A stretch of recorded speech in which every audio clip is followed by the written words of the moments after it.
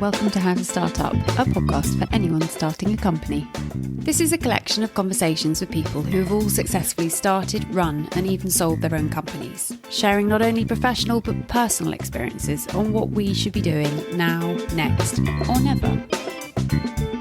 Today we're joined by Wizz Selvey, founder and CEO of luxury brand and retail consultancy, WIZZ&CO. As a former head of beauty at Selfridges and director of Cowshed Beauty in Soho Home, Wizz has accumulated an extraordinary understanding of the luxury retail landscape from her 15 years in industry. Through WIZZ&CO now, she shares with clients what works and what does not when scaling luxury direct-to-consumer brands and what to consider when planning omnichannel retail strategies. Wizz kindly offers insights into the importance of placing your customer at the centre of all your business decisions and also what to consider when devising a clear retail strategy. Hi Wizz, thank you so much for joining How to Start Up today. It's great to have you. It would be wonderful if you could start with a brief introduction as to who you are, the company you started, and also when you started it, if possible. Yeah, absolutely. Thank you for having me. My name is Wizz Selvey. I'm the founder of a brand and retail strategy agency called WIZZ&CO. We started in 2018, but actually in 2020 had kind of a big pivot and a rebrand to kind of the business that you see today as WIZZ&CO.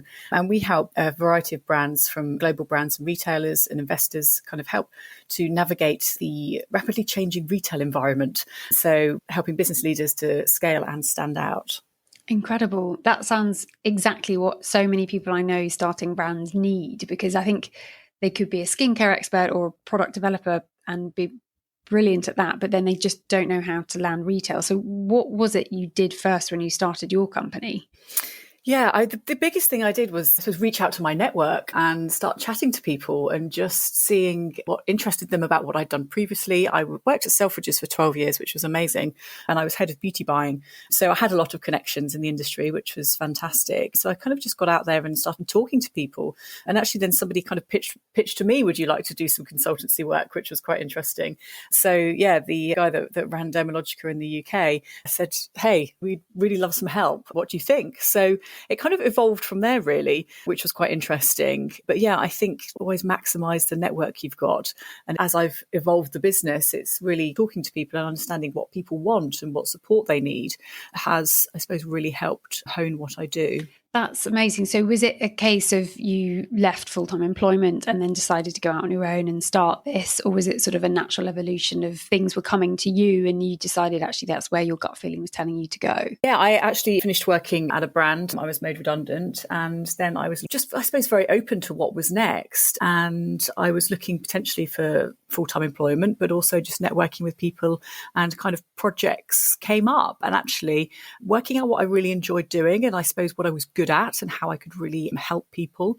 And having worked in buying before, I suppose I always see buying as kind of a bit of a heartbeat of a store, because they're setting the strategy of the product innovation that's coming in and kind of what is it the customer wants, and trend forecasting, and ultimately trading the business as well. So very commercial. So I was working with lots of different brands at the time, and I really enjoyed that part of working with multiple different brands. And I can very quickly see avenues for growth when I'm talking to anyone from a founder to kind of a big corporate leader, really. So kind of identified that actually, yeah, that was my sweet spot. And that was the experience that I had. And that was something that also people needed, because I'd also then gone and worked at a brand. And I found that quite hard, because you ultimately have to be immersed in the business if you're just working with one brand. So it can be very hard to keep up to date with what's happening in the rest of the industry and understand what other people are doing and why it's working and what should be adapted for your business. So ultimately, that's where I go in and advise people and businesses now. Is there any advice you give someone about how to approach people for that advice? Yeah, I think it's surrounding yourself with networks of people who are also entrepreneurs. And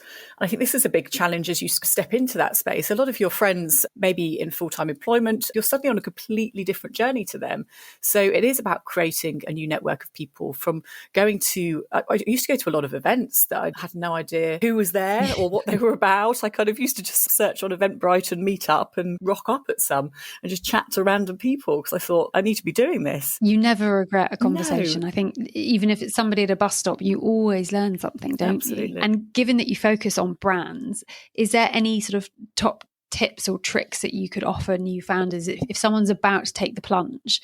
Is there anything that you'd advise them to do first, other than obviously reach out to their network? Yeah, I really identify your market, who your potential customer or client is, and then how you connect with them and what your messaging is. I see a lot of So people, important. and it's easier than ever to start a business, and lots of people are doing it. This is something I help a lot of people on a one-to-one basis with, is whether it's a huge brand that's been around for a long time, but there's all of these other brands popping up around them and they're losing market share, or it's a brand that's been trading a couple of years and they've launched their business. They thought they had a gap in the market.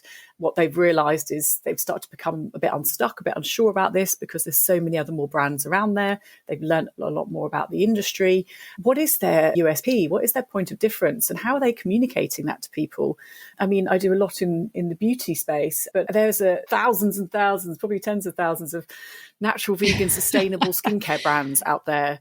And that's not a USP. Not anymore, no. It's a category. And people have seen people like Drunk Elephant and their huge success, but that was also a timing thing as well. So there's a number of different factors about defining that USP. There's the timing, there's where's the market going and what the consumer trends are. And I talk a lot about consumer trends to my audience and kind of help them navigate that, because ultimately that's where people find that gap in the market.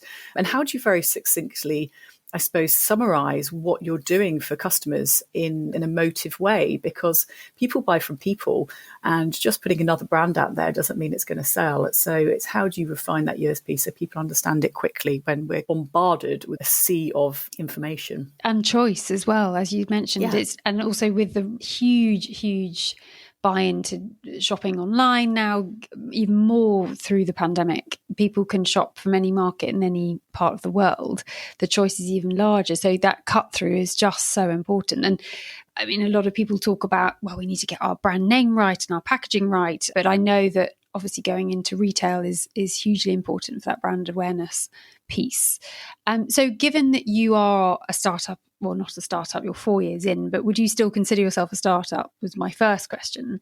But given that you are 4 years in, what does success look like for you? Yeah, I think I am might always be a startup, really. I think it's a constant learning curve. So, and something new is happening all of the time and I'm constantly evolving. So yeah, I suppose it's not an initial startup, but yeah, I still feel like it's early days and I'm still identifying how to evolve my business and how to help more people, really. But I suppose what does success look like? It's how can I support more business leaders kind of navigate this changing retail space? And that's everything from retailers to the direct to consumer channels as well, but also that customer behavior as well, because adapting to that and looking forward is really going to future-proof people's businesses.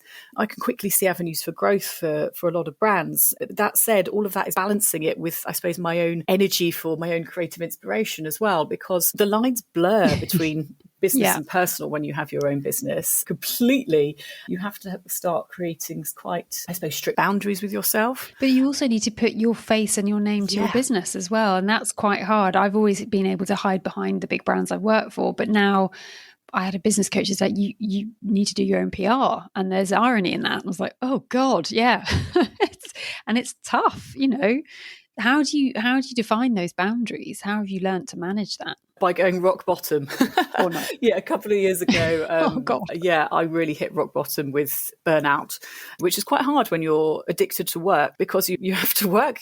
We need money. So yeah, and I loved my job. I love my business. I love my industry, but I was kind of using this as an excuse to, I suppose, not focus on the other personal it's stuff easily done. that needed to change or evolve. Or I need to look at. So, I mean, it's been a lot of inner work, actually, putting a lot of boundaries in place. Yeah. And not feeling the guilt. I find someone else mentioned the laptop guilt. You're better off going for a walk and thinking things through than sitting at your laptop and trying to solve something. But for me, given that I don't have kids and I could just keep working, it becomes addictive, as you mentioned. And it's trying to carve out those times to go for a walk or read a book or do some sport or other things and find other things that are joyous in your life that are not quite as satisfying as work. But how did you cope with burnout? Because that's a horrific thing to go through. How have you managed to bounce back from that? Invested in a coach and kind of a network, and started to really understand myself, sit with myself, go through a lot of personal stuff really that I suppose I've ignored for my whole life. Yeah, and then I suppose I've turned into a bit of a hippie, to be honest. I like to call myself a business hippie now. But yeah, I do a lot of yoga, meditation. I've got really into tapping, so EFT, which is a really quick and great way to transform your mood, your energy, your perspective. That's tough. which is amazing. So yeah, I think it's learning a lot of different tools, creating boundaries for myself. Some very, I don't think obvious is the word, but I suppose things like not having my emails on my phone, putting time caps on my apps. But yeah, ultimately it's that inner work that I've done really, and understanding my own energy, what gives me energy and what doesn't, what drains my energy. And that is also very linked to how I do business. And when you're self-employed, it's so important, because ultimately if you are going to work this hard, it may as well be on projects that you really, really are passionate about, and not have to do the bits you don't want to have to do if you work for somebody else. But it's I mean, that blind spot at the moment of trying to work out what that is. So that's really reassuring to hear that it's possible. And you mentioned you'd invested in a coach, but are there other people you listen to for advice now? My partner's been really integral to helping grow my business. But actually, as I've kind of evolved, I've just taken on another coach actually as well, kind of, I suppose, a different aspect. I think there's so much information out there as well. And there is lots of free information, which is great. But I sometimes think if you listen to too many different people, it can be quite challenging. You can get quite confused. I'm very creative and commercial, but having a very creative mind, I'm kind of thinking about new things all the time. So it's how do I rein those in? And if I listen to too much advice from different types of people, it can be quite challenging. So now I'm thinking about, okay, this is the person that I'm invested in working with, and this is who I'm going to listen to, and I suppose surround myself with their information, which is someone that's been there and done that, and I suppose is where I want to be in the next year or two. I think it's about choosing some people that you admire, you look up to, and focusing on their content and what they're pushing out. And what would you say is the most surprising thing you've learned about yourself since becoming your own boss? How everything's linked to your own self-belief and self-worth. If you're having a good day, everything goes well. But if you wake up and you're feeling in a bit of a funk, and it then that reflects on your whole day. So I think you're better off having a morning routine to make yourself feel good before you just get up and sit at your desk. Oh, it's so important, isn't it? It's just those golden hours if you can get up early and do those things, that looking after your personal self before your professional self, it just sets you up for the rest of the day, and you can almost be smug about it because you won and everything is easier. And for you, is that obviously meditation is important? Are there any other things that you found really help you in that morning routine? Yeah, and I'm not a morning person at all. So I often wake up with a fuzzy head anyway. So I think it's a balance of when to set an alarm and when not to. And I think movement is really key, even if it's kind of 15 minutes. I started doing a bit of Qigong, which is kind of an Eastern meditative movement. And it's just 15 minutes in the morning. But actually that kind of really helps you calm your brain that starts racing as soon as I get up, but also kind of gets that movement and blood flowing through your body. So or sometimes it's breath work. And also time away from a screen, given that we're so addicted to screens, and it feeds, and especially post-pandemic. And this is a season that we wanted to talk to people that have really changed their businesses or even started their businesses since the pandemic started. And Zoom, wonderful, enables a lot. It's enabled me to work remotely, but I find that my eyesight's gone because I'm always on a screen, whether it be a laptop or a phone. So doing those things away from that have that sort of meditative practice attached to them, I think is key. And there's so many different ones out there to choose from. I think it's good, isn't it? People can explore those. Yeah, I think the key thing is to plan your week. I plan my week and kind of do a bit of an urgent, important matrix. So what is really important? What's the key things that's going to move my business forward, rather than just sitting in a computer and doing work and being busy. So when do I do focused work? When do I have the right energy to do that? So generally making sure that's the first thing I do in the mornings, so I can feel like I'm making some progression. If I've got a project that I'm working towards that I want to do myself, it's breaking that down into chunks, really manageable chunks.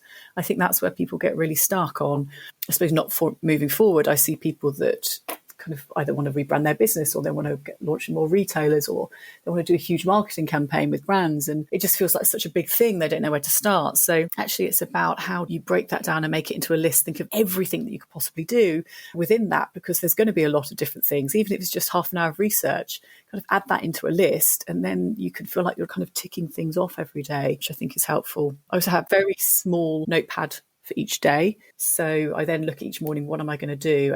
And the reason it's small is because it needs to be, I want to finish it. I don't want to just have a to-do list. I love a list. You end up finishing the day, if you haven't done your to-do list, feeling rubbish.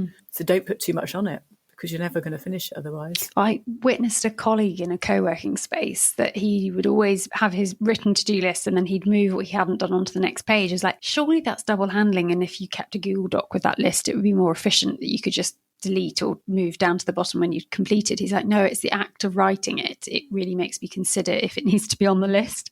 And I thought, oh, actually, that's quite wise as well.